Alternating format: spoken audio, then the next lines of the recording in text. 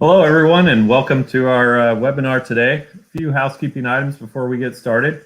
This is a live webinar, so please make sure you sign into the platform that you're watching from. That may be something like Twitch or Facebook. And I want to thank you all for joining today's webinar.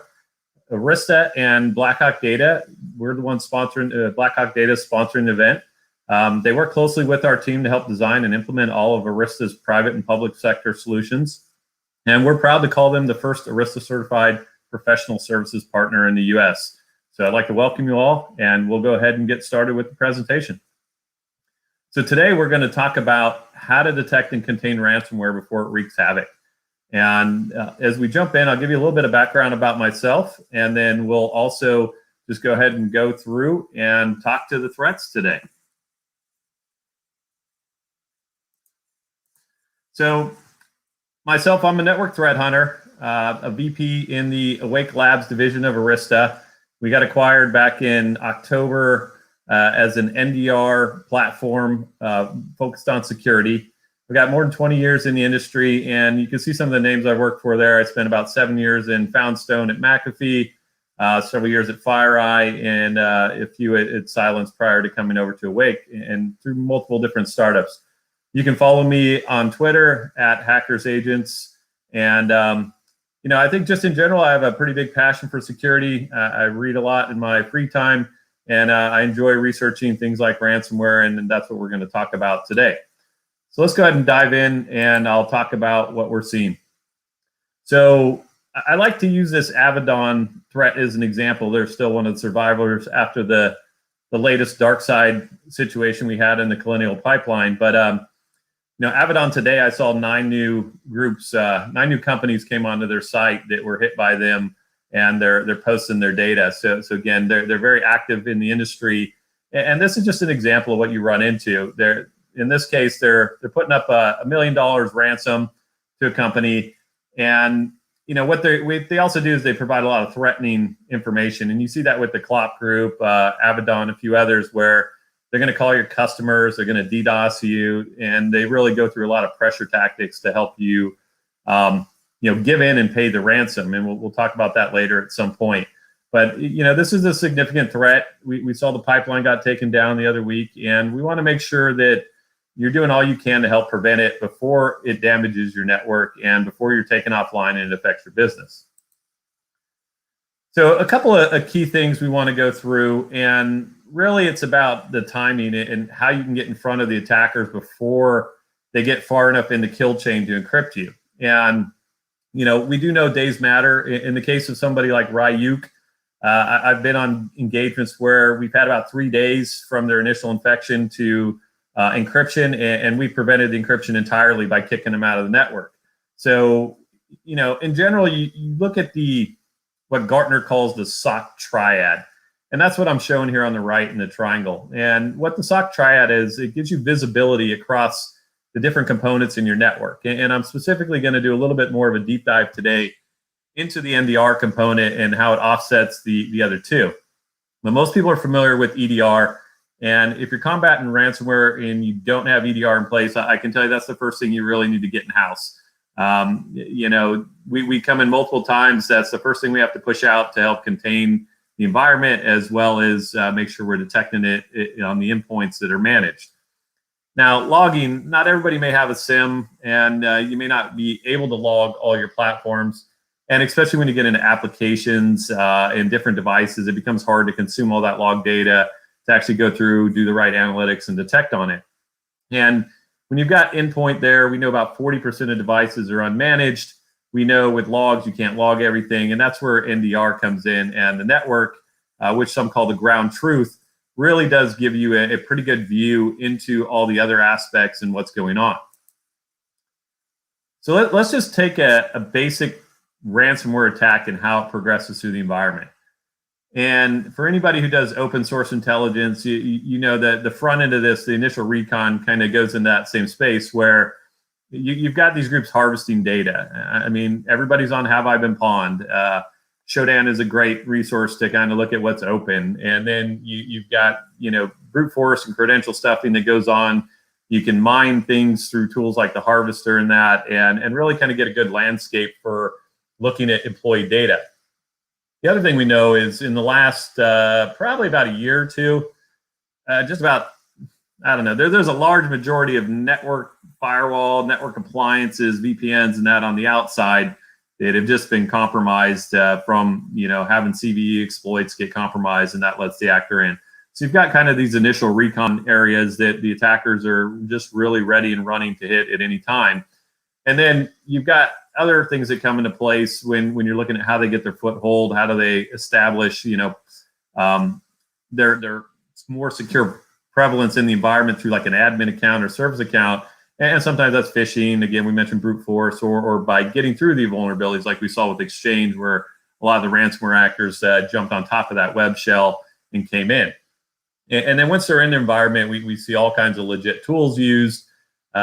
You see them dumping creds with things like Mimikatz, and once they've got an elevated access, they're now moving throughout the environment, and they're setting up beacon to get persistence and other mechanisms to stay in the environment. And ultimately, as they go through, they will exfiltrate your data, get the binaries compiled, push out the encryption, and then you get your payment, and really they're nailing you down. So that's what we know. And what we look at is we break these down and we say, okay, there's technology deficiencies on the outside that lets them in. There's usually a challenge into unmanaged devices at some level. A lot of the attacks we've seen are we've seen challenges with them from I want to say not necessarily shadow IT, but through the VPN. There's all kinds of new entry points maybe through the users on the VPN that might not be as easy to detect as before. And then your Active Directory. I can tell you can spend all the money you want on engineers and other technology and things like that. Hardening your AD environment is probably one of the number one things you can do. And we'll talk about how NDR can help validate some of that. And then you've got just segmentation. If you're able to hop across trust easily, if your networks are flat, it's going to be easier to encrypt you across the board. If your software distribution crosses every network, every trust environment, don't be surprised if the actor leverages that to push the ransomware, or leverages your group policy like Clop does in some cases to push it. And again, your backup and restoration we know is key, but you'll be surprised how many people can't restore when they've got cloud backups. They haven't really tested a full compromise of that environment, and then how do they get the environment back up and running when they're trying to restore from the cloud. So again, these are all common items, but when it comes down, you've got a lot of exposures, and many of them are unaddressed in the situation against ransomware.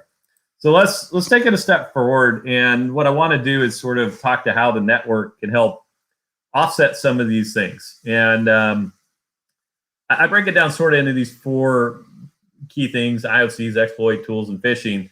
But if we look at the middle item there on the slide, and we kind of take it from the network's perspective, and let's assume you're going to put something like EDR in the environment, and that's really, again, the first step. There's still lots of things that when an attacker's in and living off the land, you need to be able to make sure you're aware of, and you're able to focus on that. So if we take a little deeper dive and we think of things like IOCs, I think they're great. As you saw, I worked at FireEye for quite a few years in my career. And, this example of, okay, great, I got a hit. What that means is the actor's already in your environment, or the IOC's bad, okay? And we know IOCs have a very short shelf life.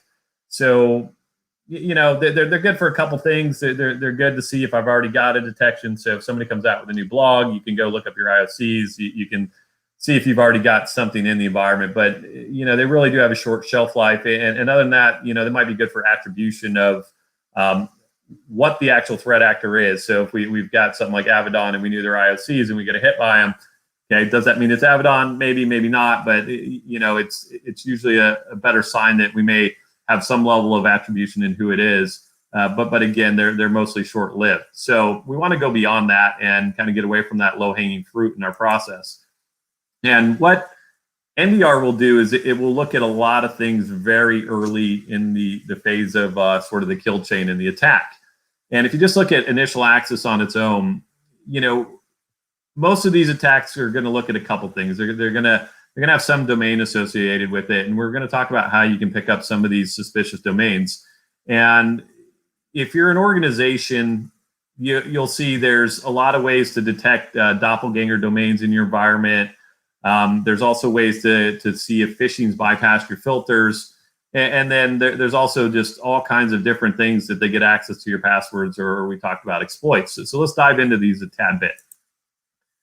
Now, I like breaking down domains because this is a really good example of, I just was talking to one of my team members today who was hunting, and they just picked up an extension like the live extension, and they went and said, let me see every single domain with the .live extension, and I'll come back to why they did that. But and it's new in the environment in the last 3 days. And then what we start looking at is registrars. We start looking at creation dates and those items. And absolutely, boom, we've got a hit on a malicious, initial access attack on it. And the reason they picked up live was we saw when researching ICE ID being used in some of these campaigns, we saw some of the .live domains. We saw the same ASNs being used, and we sort of isolated some of that data.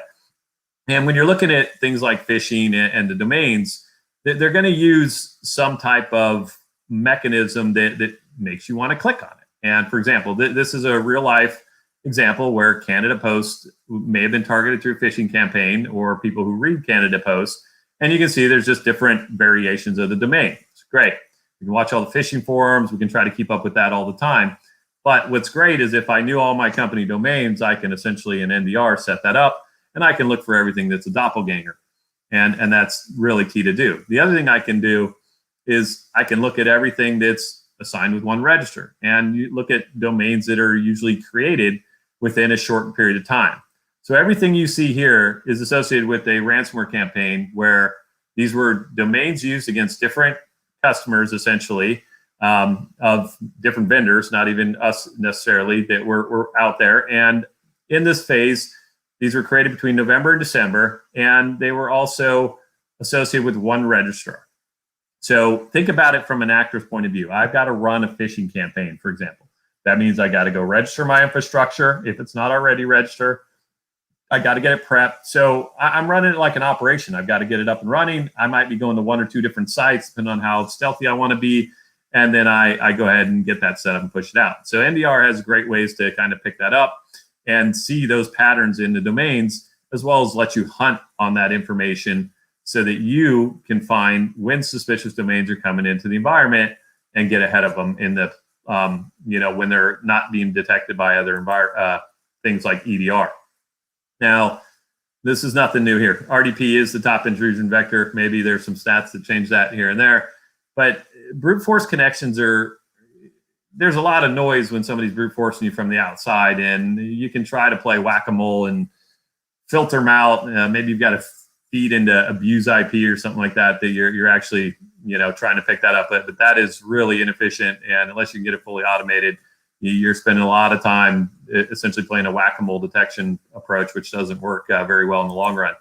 So we look at kind of the characteristics of RDP and what you see on the network. We see a couple different patterns. You have what I call the direct or the spread brute force. And direct is that they're usually coming at a small set of targets, and they're trying to get into that target. So you might see them, maybe you've got a VPN gateway with RDP exposed, and they're just constantly trying to hit that one target all the time because they know that's your exposed infrastructure. And at some point, if it's not protected, they're going to get in. The other is a spread, and these are like what I was mentioning with the abuse IP. When you see the things hitting abuse IP, those are sort of campaigns hitting, across the world in a lot of cases, and they're just shooting every single IP that's external in your environment, seeing if there's a way they can get in. And in many cases, when they get into the environment, it's sort of luck and a matter of if I've got enough data and you've got enough things exposed, I'm going to get in. What's interesting is when you look at these attacks, the initial brute force is pretty small from a network standpoint. Okay, it's under 100 bytes, and it has very few destination packets. But we do know, though, as soon as they connect, that connection time goes up to about 2 seconds, and it usually becomes about a 3,000 to 4,000 byte connection.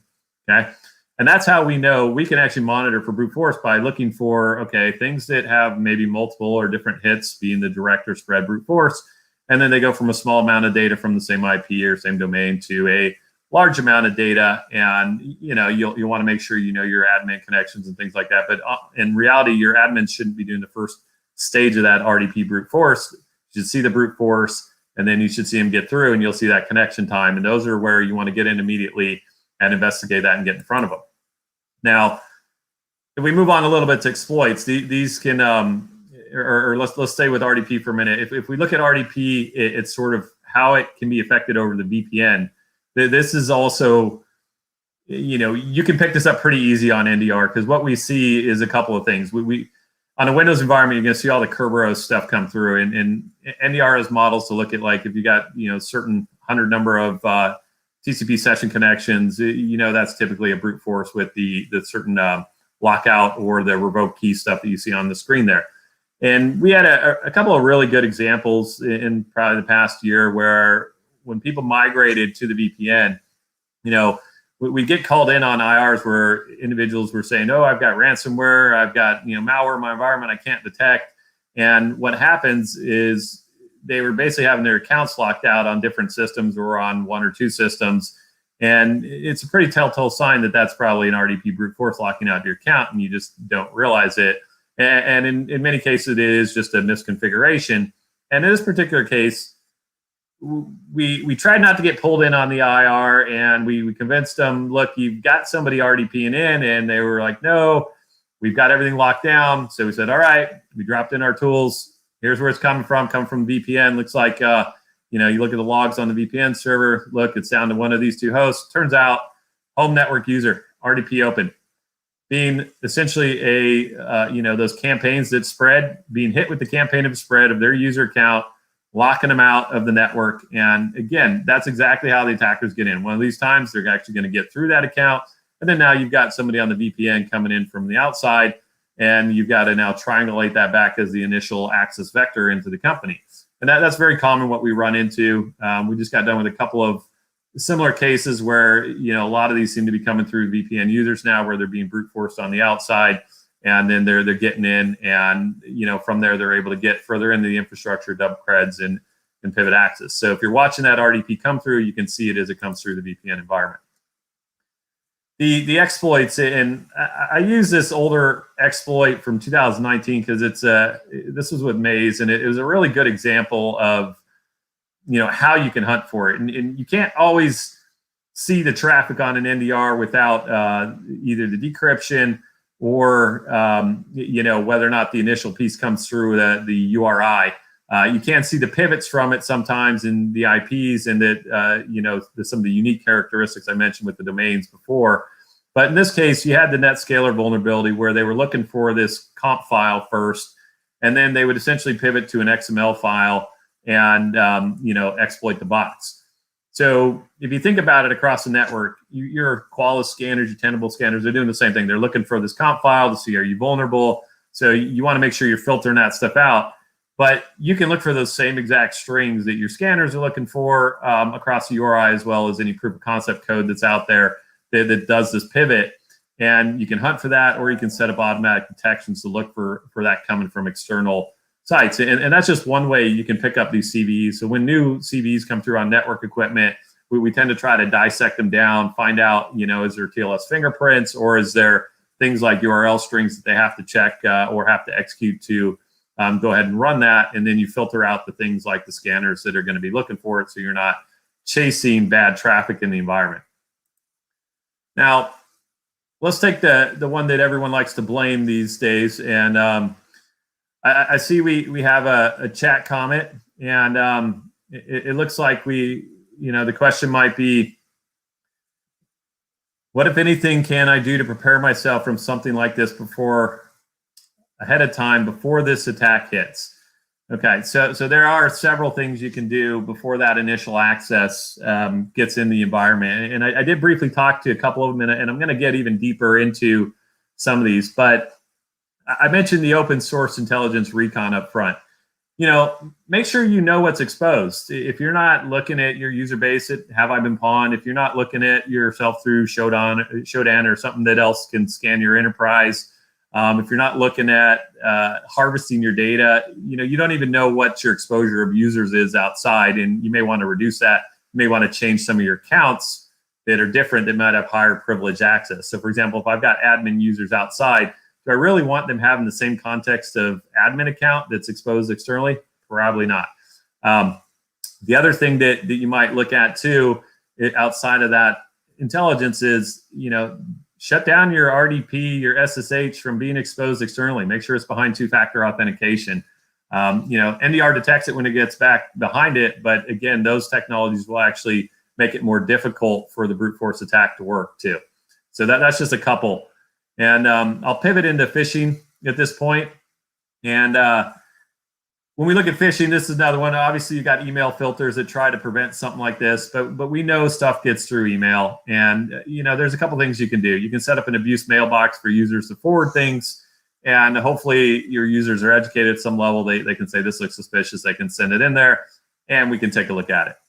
The other thing you can do from a network perspective is we can actually look at some of the download bytes. So what we're actually looking for is something that came through email, pivoted likely to a domain, and these domains are usually going to be first seen. Now, we've got a lot of pivots to Google lately on some of these, and you've got those long encrypted Google URLs. So what you're looking for is, it comes through email, it's a pivot to an external address, and then there's a certain amount of data downloaded from it. If you think about it, users do click URLs in email and stuff, but that's kind of bad behavior in many cases anyway. They should be going to the source a lot. So we're actually looking for the patterns of something comes through, it's initiated from the email, it's going outbound.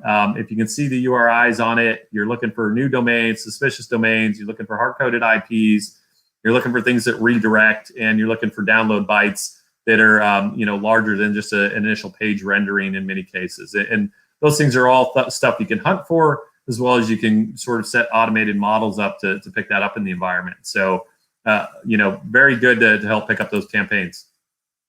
Now, we go a little bit beyond phishing, and we start to look at, okay, they're in the environment. And if we didn't get them at that first stage, we're now looking for, well, most attackers may use something like PSExec. And I think if you look at all the ransomware pages out there, you're going to see PSExec is a prominent tool used by them. The problem is, many of you may also use it for your admin capabilities, and you may use it to move around the network. You may use it to push tools, things like that. You're going to find it's pretty limited when you look at it from a network perspective, though, how much an admin actually does that. And some of the things we're looking for with PSExec is how it goes across the SMB infrastructure. So, for example, we can see when files are created using PSExec. We can see when web pages are open, tools are being pushed. And you're also looking at things like the HTTP protocol. Are we actually running something like PSExec or something else to kick off the remote management? Did you use PowerShell to kick off the remote management? Those are key things that you're looking for. When you look at your admins, you've got a certain number of accounts and devices that are going to be doing that. They're likely not going to be pushing it across shares. They're not going to be pushing it from the domain controller to multiple endpoints. And those are all things that would stick out, and you're able to kind of see this is unauthorized activity in the environment. I need to get in front of it and question it and make sure it's valid. Now, you take it a step further, and we know when I worked back at Foundstone, we used to teach hacking exposed to some of the key agencies, and pillaging was what we called the tactic of looking for data that I can use. I'm looking for scripts that have passwords. I'm looking for password files. I'm looking for anything that has good data in it that can help me get a leverage, especially if I can't dump credentials in the environment. So, these groups are looking for password files. Some of them were looking for your key passes. The good thing is this stuff is all visible over the wire. And what I think is more important here is very much how phishing is treated, and you educate your users. NDR is one of the best, let's call it user training tools for passwords. So we know passwords is a problem. We try to implement all these things, but you know what? Bad password hygiene can be isolated to users. It can be isolated pretty quickly of like how bad it's exposed. And that's because you can see who's creating the files. You can see who's posting them everywhere. You can see where they're posting them. You can see who has access to them. So NDR picks up that stuff just by looking for the files in your environment. You can clean them up in your environment. You can also figure out who's the users that are most susceptible to kind of bad password hygiene in the environment.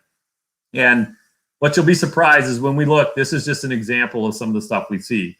You've got, encoded passwords used on applications that are being built. basic auth being used on applications that, somehow got through the cycle or legacy. People don't realize you're giving up stuff.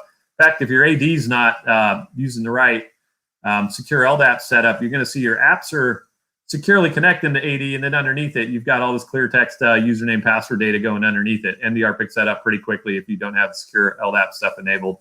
FTP in those. And then I love the list on the right here. This is an actual example of what's picked up in just one environment. You've got, master password lists. You've got database password lists. You've got Chrome password lists. You name it. Like, we find it all. In fact, at some point, I'm sure we'll come out with a large study of, the challenges of password hygiene and how it really needs to be addressed at a different layer. And NDR does a great job of continually kind of pressuring you to address this internally as you see it, and it's an open hole just waiting to explode on you. So again, you can get in front of it by locking this stuff down, shutting it down, as well as teaching your users better password hygiene, which will help keep the actors out at some level. And you can also see even more stuff. So this is an example of we're searching for key paths throughout the environment. We find the key paths on the shares, so we know, okay, certain users in the environment are using key paths as a file store. And, this is something that one of the actors did to try to take the KeyPass files and decrypt them. Well, once you do that and you know where the KeyPass file stores are, you can actually see who's copied them off of the drive. So that's what you're looking for. Who's extracted them? Was it an insider? Is it an insider threat? Is it a bad actor like a ransomware actor? Why are they doing it? So now we're early in the phase. We can pivot. We can shut that down, get that actor kicked out of the environment as we still see him pillaging in the environment. So that's a great way to kind of get ahead of the password problem, see if people are abusing it from both an insider and an external actor like a ransomware group. Now, I like where we're heading with, you got to get in front of the exfiltration. And, we just put out a white paper recently where we shut the exfiltration down midstream. We got engaged, and fairly quickly the actor saw us rolling out tools. We threw in some containment immediately and shut down their exfiltration and kicked them out of the environment. And, you've got to detect this stuff before they exfiltrate, otherwise you're in trouble. So again, the hygiene on the passwords is key. And then, pivoting off to find that, as I mentioned. Now, so let's say what's an actor do in the cycle? They also do a level of discovery. And you got tools like, Bloodhound and that go through and really enumerate your environment. Users may do it also manually at some level. And in cases, they may be looking for documents, but they're also looking for your password policy. And this is where I was talking about the AD hardening.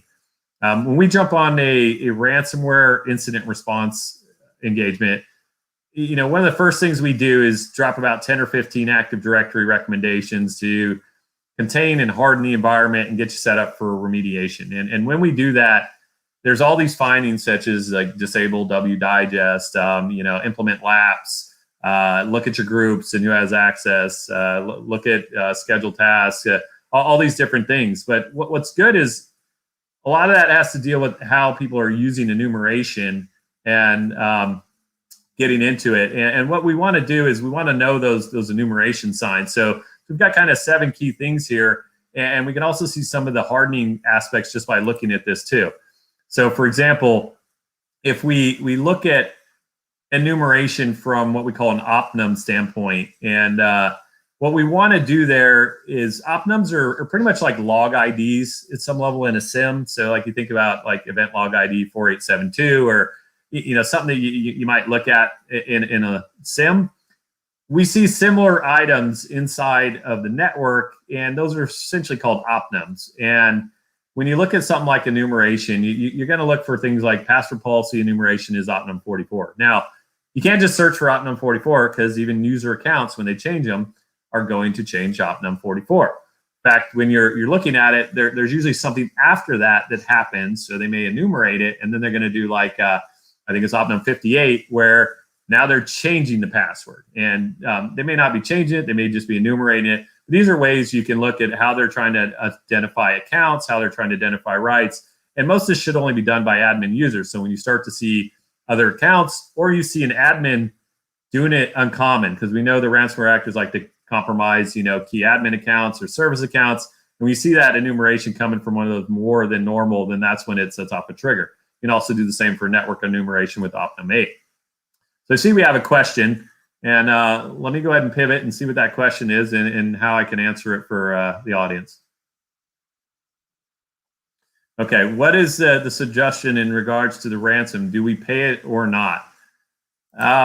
We've kind of hit a stance on my side of not to pay it. And, I actually tweeted a little bit about this. I think the pipeline with DarkSide was a great example. I was shocked that they paid it, but then, I think they probably traced back the payment and shut down the ransomware server. And I don't have evidence of that on my side, but that's probably one of the reasons why they may have paid it. But what you're doing when you pay the ransom is you're encouraging the actors to continue.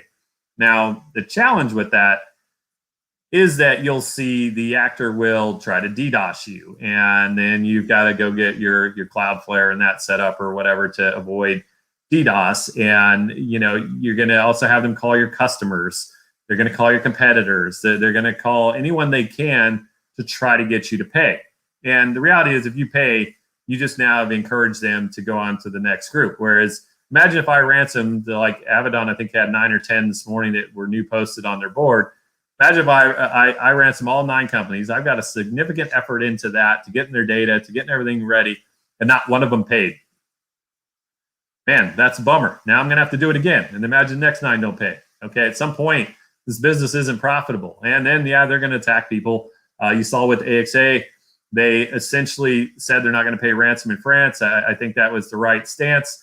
But then there you go. They get attacked. And, I'm glad they held that stance. I think that's the appropriate one. And we don't want to encourage this activity. It's essentially like paying a criminal to leave you alone. At some point, it's going to backfire like it is. And it's just, the problem's been getting worse and worse because we've been paying.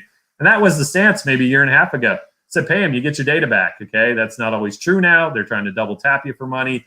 And they're essentially getting much more ruthless. So again, the recommendation is don't pay.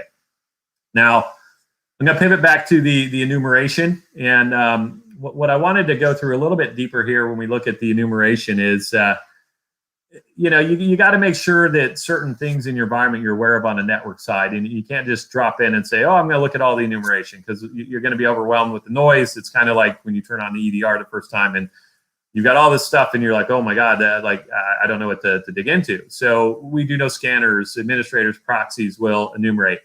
I do not recommend filtering out administrators. Those accounts are used. They do compromise. What I recommend is understanding administrator devices, administrator habits, looking at those, looking at the flow that the administrators use, trying to lock those down at some level from a monitoring standpoint. So when they go outside of that, we know that this isn't normal admin activity and we should question it.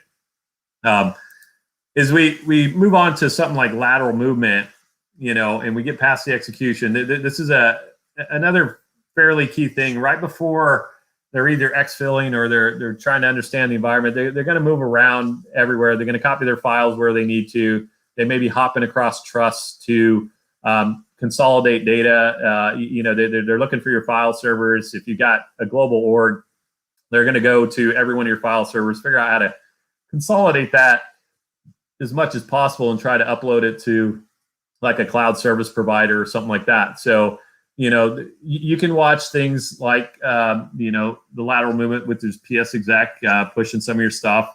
We know they're moving their tools across the environment. There's lots of ways you can detect that. And then, again, we talked about, what happens when you start looking at administration capabilities not on admin devices. That's also something that will trigger. So you kind of break these down and, you've got bat files, zip files going across the network. You'll be surprised.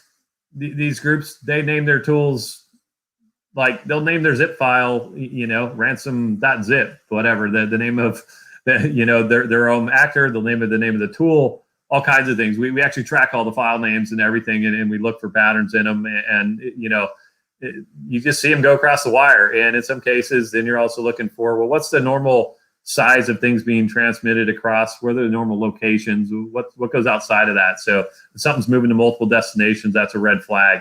Why is the same file being copied to 20 different systems? Why is it being pushed to 100? Why is it being pushed to 5 even? And you're going to see only admins do a lot of that stuff. And you've also got hashes that, but some of that stuff is kind of short-lived also, as it's kind of in the IOC world, and it's only got a little bit of time. Now, You also got things where an attacker is not always going to have access to the tools from like a GUI perspective. So you can see this is an example where PowerShell is actually running the WinRM, and we know Beacon. You'll connect to Beacon, you'll see things being ran from PowerShell that will actually do the remote management, that will kick off things, and those are other ways you can kind of see that behavior happening across the wire, where the connection wasn't necessarily initiated the way it normally would by an admin, and that should set off a flag and help us catch the lateral movement. So again, really kind of key point to get in front of it.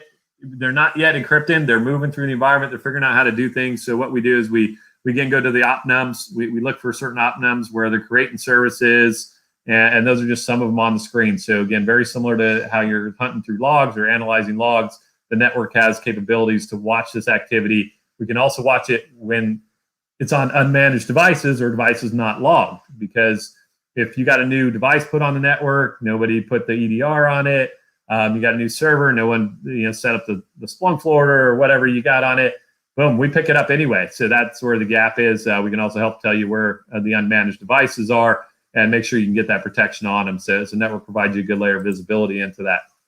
And then we take it a step further, and now we're looking at exfil, we're looking at impact in C2, and this is great when you dig into the details, because we've got things that hard-coded IPs stick out pretty big on the network, and when you look at it, you're probably only going to see a few of them, and those are on the network constantly. Like maybe you've got a feed to a third party or another function that it happens every week, it happens all the time. But what happens when that new hard-coded IP shows up today and we've never seen it on the network? That's a flag. How many hard-coded IPs do you think come on a network every week? It's not as many as you would imagine, and we investigate almost every one of them in environments probably under about 10,000 nodes, because it's just not that common to see certain pivots of downloads and go into hard-coded IPs. You might be looking at ICMP and thinking that it's just a ping in the environment or something like that, but yet when you open it up on the network, it's actually got port 22 using ICMP. Those are things that should set off flags we should be looking at. And then you've got multiple ways to detect beacon traffic. And some of the things I like to see there is if people are using the default stuff with beacon, the timings of the certificates are exactly a year apart. There's all kinds of flags that you can pick up on them that catch the beacons over the network. So, it's pretty easy to pick that up. We did a blog recently on ICE ID, where we picked up beacon and then we picked up ICE ID afterwards. And again, we know those are tools that are used by the ransomware actors. So you're getting in front, you're shutting it down before they're able to exfiltrate. And then at this point, if you're actually looking for file extensions, the reality is you're encrypted. Okay, and NDR is your last piece in the puzzle here, and you're already kind of at a trouble situation, and there's not much you can do other than, okay, we know we're encrypted. Here's the extent of the encryption, and file names for ransomware is becoming harder and harder to deal with from something like an NDR perspective or even a detection, because they do randomize them now. I mean, there's hundreds of file extensions. We're trying to regex detect them, things like that. They do get better and better at their patterns and how they're creating them and things like that. So, if we see that on the NDR, we know it's already too late. You can look for things like that to see if you've only got one or two encryptions, and you might be able to stop the spread of it if you can get in front of it. So if you got a remote office that got encrypted, it hadn't quite got past the trust, NDR can pick you up and help you stop the impact. That's pretty good. But again, I'm going to come back to, you need EDR too. You need to be able to contain it from that aspect. And, you do have NDR that integrates a lot of times with EDR, so you can kind of kick that off if you needed to and contain it also.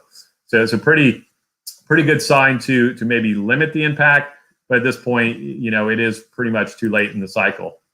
And, just to give you sort of, the real pain, this is what's out there, folks. If you're not aware, these are all the different groups, their leak sites. Maybe a couple of them got shut down in the last few days, but in reality, you're dealing with people who are running a full-fledged business. If you're on this site, it's too late. People got your data.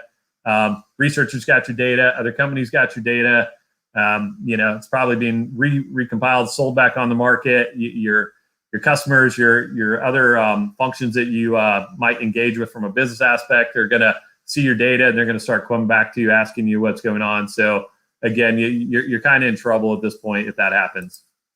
Now, I want to wrap up with a couple of things and just where you can get more information about how we pick up some of this, how we pick up the early signs. I did a pretty extensive thing on Maze about a year back.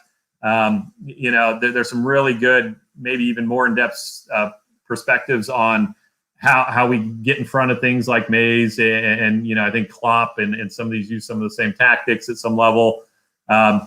We've got some things on TLS fingerprinting for some of these. We did have involvement with all 4 of the Hades incidents, and I think there's only people who said they're aware of 3. There were 4 that we know about. We had involvement with them all, and not necessarily convinced that was a pure ransomware actor, but some good breakdown in there of some of the tools and stuff using it, and you can get ahead of those. There's some other things on how NDR looks at things like the zero logon and those, and absolutely, if you're thinking about paying the ransom and things like that, read the dark reading item around the OFAC stuff, because you will, if you pay a ransomware group that's on that list and you don't really work with them, you're subject to large fines. If you do work with them, you're still going to probably get fined according to their guidance, but it's maybe at a lighter, a lighter fine rate. But you do want to work with them if you are going to pay there. There's plenty of firms that can help you negotiate and stuff. But again, unless you're completely immobile, I would suggest you figure out how to restore. You get in front of how you restore. Assume you're going to get attacked. Assume you need to get in front of it, shut them down before they encrypt you and cause a massive impact to your environment. And that's really what we want to do. That's what NDR provides. It looks at the AD hygiene in the environment. If you know what you're doing, you can see all the user account, password policies. You can see if some of your AD hardening stuff is in place as you see it communicating across the network that shouldn't be. And we'll eventually come out with a little more detail on those items that we do around AD and how NDR helps validate that they've actually been put in place and that you are limiting things like trust communication and that across the environment. So I've got a little bit more here to wrap up, but if you do need more data or information, you can reach out to us on the Awake Labs site. If you're in the middle of an incident or need help, we've got a really good team here. I mentioned some of the organizations I worked with in the past. Some of my teams come from some of the best of those orgs and work with me quite a while. I've been in this business on both the offensive and defensive side, and we'd be happy to help you. We work with the legal and insurance if needed, and can guide you through the whole process. So with that said, I'll go ahead and in closing, I want to thank you both thank everybody for joining, and both Arista and BlackHawk here, BlackHawk Data. We're very happy for you coming to see our presentation today. We look forward to working with you on any upcoming projects, and if you want to reach out, we're happy to give you a demo on NDR. We definitely look forward to speaking with you at another event. And with that said, I'm going to turn it over for a few minutes and just see if there's any other questions that anyone has.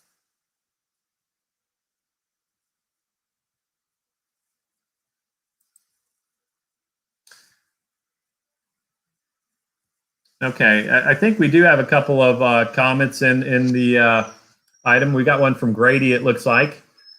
And Grady's asking, what, if anything, can I do to prepare myself for something like this ahead of time before the attack? I think we did answer that, sorry.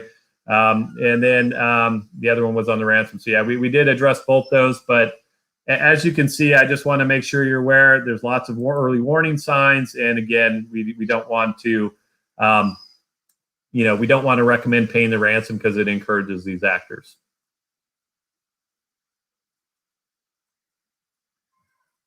All right, if we have no further questions, thank everybody. I'd like to thank everybody again. And again, BlackHawk Data and Arista, we're glad to present to you today. And take care, everyone. And please watch the live stream or record it in the future. Thank you.